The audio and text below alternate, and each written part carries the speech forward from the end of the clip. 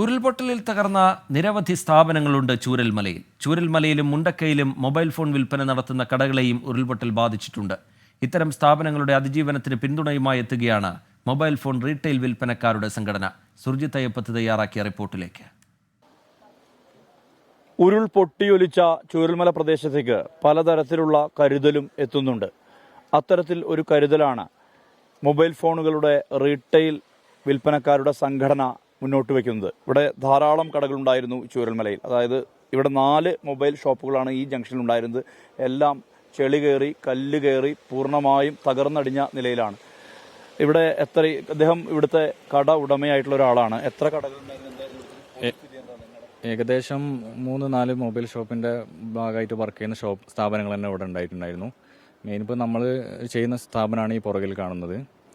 ഏകദേശം നല്ല രീതിയിൽ മുന്നോട്ട് പോകുന്ന സ്ഥാപനങ്ങൾ തന്നെയായിരുന്നു. പക്ഷേ എന്ത് ചെയ്യാം, നമ്മളെ കൂടപ്പിറപ്പും കാര്യങ്ങളെല്ലാവരും പെട്ടെന്ന് ഒരു സുപ്രഭാതത്തിൽ ഇല്ലാണ്ടായി. അതിൻ്റെ വിഷമത്തിൽ നിൽക്കുക. അതിനിടയിൽ നമ്മൾ ഷോപ്പിൻ്റെ കാര്യങ്ങളോ ഒന്നും നമ്മൾ ചിന്തിച്ചിട്ടില്ല. അതിനിടയിലാണ് ഇപ്പോൾ നമ്മൾ സംഘടനകൾ വന്നിട്ട് പുതിയ സ്ഥാപനം എവിടെയെങ്കിലും ശരിയാക്കി തരാമെന്നൊക്കെ പറഞ്ഞിട്ട് ഇങ്ങനെ നിൽക്കുന്നത്. നിങ്ങൾക്ക് എന്തെങ്കിലും സുഹൃത്തുക്കളും ബന്ധുക്കളൊക്കെ ഒരുപാട് ആളുകൾ പോയിട്ടുണ്ട്. ഇനിയിപ്പോൾ എത്ര ആളുകൾ ജീവിച്ചിരിപ്പുണ്ട് തന്നെ നമുക്കൊരു ഐഡന്റിറ്റി ചെയ്യാൻ പറ്റാത്തൊരു സാഹചര്യത്തിലാണ് ഇപ്പോൾ നിൽക്കുന്നത്. ഒരുപാട് വലിയ നഷ്ടം സ്ഥാപനങ്ങൾ തന്നെ ഏകദേശം പോയി.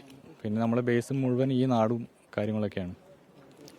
ഈ ഒരു ഘട്ടത്തിൽ ഇവരുടെ സംഘടനയെക്കുറിച്ച് വിശദമായിട്ട് പറയാം. ഒപ്പം തന്നെ ഈ എന്ത് സഹായമാണ് നിങ്ങൾ ചെയ്യാൻ ഉദ്ദേശിക്കുന്നതെന്ന് പറയാം. ഞങ്ങളുടെ സംഘടന MPRAK mobile phone retailers association of Kerala സംസ്ഥാന കമ്മിറ്റി ഇന്ന് വളരെ എല്ലാ ഈ നശിച്ചുപോയിട്ടുള്ള കടകളും ഈ കുടുംബത്തെയും അതേപോലെ തന്നെ വീടുകളും തകർന്ന ആളുകളുണ്ട്, ഫാമിലി മരിച്ച ആളുകളുണ്ട് ഉൾപ്പെടെയുള്ള എല്ലാവരെയും നേരിട്ട് സ്റ്റഡി ചെയ്തതിന് ശേഷം ഞങ്ങൾ ഈ മൊബൈൽ ഷോപ്പുകൾ കേരളത്തിൽ ഞങ്ങൾ എല്ലാവരും കൂടിയിട്ട് 5 മൊബൈൽ ഷോപ്പ് ചെയ്തു കൊടുക്കാനാണ് തീരുമാനിച്ചിട്ടുള്ളത്.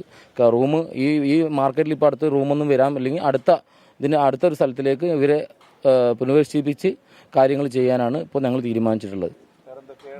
പ്രത്യേകിച്ച് ഈ ആളുകളുടെ കയ്യിലൊന്നും ഫോണില്ലാത്ത കാരണം കമ്മ്യൂണിക്കേഷനൊക്കെ വലിയ പ്രതിസന്ധി നേരിടുന്നു പറഞ്ഞു. അങ്ങനെ ഞങ്ങൾ ഇപ്പോൾ ഈ ക്യാമ്പുകളിൽ എല്ലാവിടെയും ചാർജിങ് പോയിന്റും ഉൾപ്പെടെയുള്ളത് ഞങ്ങൾ റീറ്റെയിലറാണ് എല്ലാവിടെയും സെറ്റ് ചെയ്തിട്ടുള്ളത്.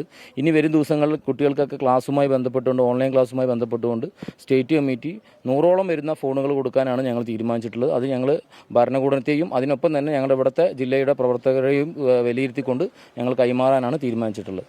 എന്തായാലും പല കോണിൽ നിന്ന് ഇത്തരത്തിലുള്ള സഹായങ്ങൾ എത്തുന്നു എന്നുള്ളത് ഒരു പരിധിവരെ ആശ്വാസകരമാണ്.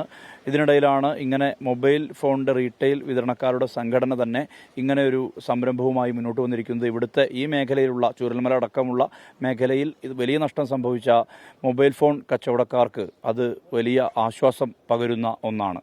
മുനീഫ് തിരൂരിനൊപ്പം സുർജിത്ത് അയ്യപ്പത്ത്, 24 വയനാട്.